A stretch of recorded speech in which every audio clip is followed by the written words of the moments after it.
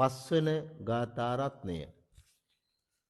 උදේකං හි නයන්ති නෙත්තිකා උසුකාරා නමයන්ති තේජනං දාරුං නමයන්ති තච්චේකා